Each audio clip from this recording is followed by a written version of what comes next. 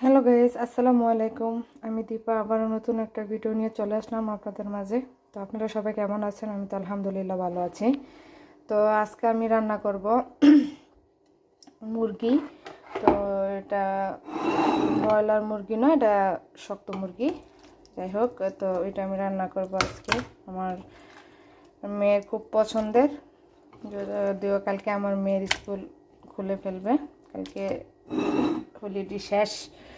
তো যাই হোক, আমি নিয়ে নিলাম একটা মুরগিটা কুটে সুন্দর করে আমি ধুয়ে নিয়েছি। তো আমি এটার সাথে যা যা উপকরণ মিক্স করব, এখন আমি দিয়ে দেব পাঁচটা পেঁয়াজ দিয়ে দেবো, কারণ আমি যেহেতু শুধু পেঁয়াজ দিয়ে এটা রান্না করব। তো আমি দিয়ে দিলাম পেঁয়াজ কুচি। পেঁয়াজগুলো একটু ভেঙে নেব, একটু মোটা হয়েছে তা তো সমস্যা নেই, কারণ শক্ত মুরগি নাড়াচাড়ার মধ্যে একদম গলে যাবে।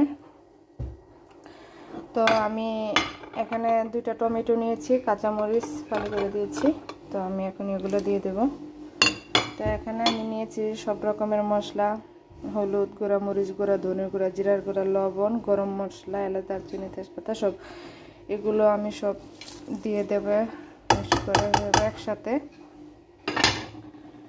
তো আমি আদা আর রসুন একসাথে বেটে নিয়েছি। তো আপনারা চেষ্টা করবেন যে সবসময় বাটা মশলাটা খাওয়ার জন্য, কারণ নগদ ফ্রেশ ফ্রেশ ফ্রেশ বাটা মশলাটা মাংসের মধ্যে দিয়ে দিলে খুবই টেস্ট হয়।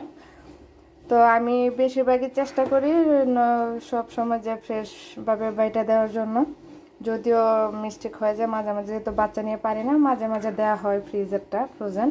তো আমি সব উপকরণ দিয়ে দিয়েছি। তো এখন দিয়ে দেবো আমি তেলটা আমি কম ইউজ করবো, যেহেতু মুরগির মধ্যে অনেকটাই চর্বি ছিল। তো আমি সবগুলো উপকরণ এখন ভালোভাবে মিক্স করে নেব।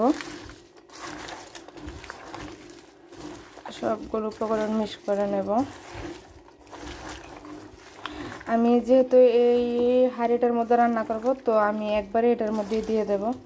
আগে সব সময় দেখতাম আমার আম্মু এভাবে রান্না করে খাওয়াতো আমাদেরকে, যদিও মার হাতের টেস্ট এখন আর পাই না।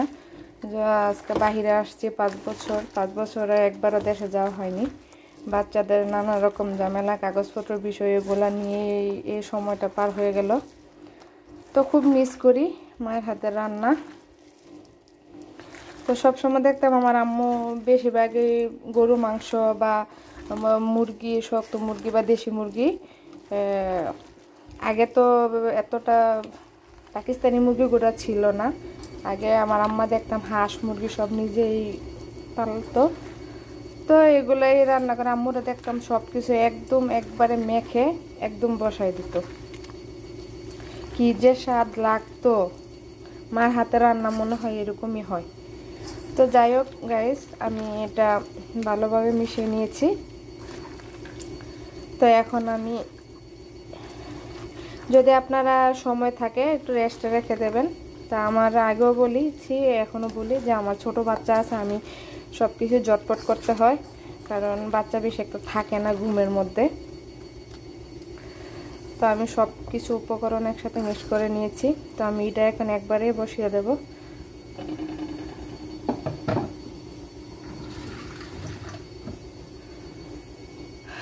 তো কার কার কেমন লাগছে আমার মাংস মাখানোটা, তো কমেন্টে জানাবেন। তো আমি হাতটা ধুয়ে এই পানিটা দিয়ে দেব, এটাতে সুন্দরভাবে কষিয়ে যাবে।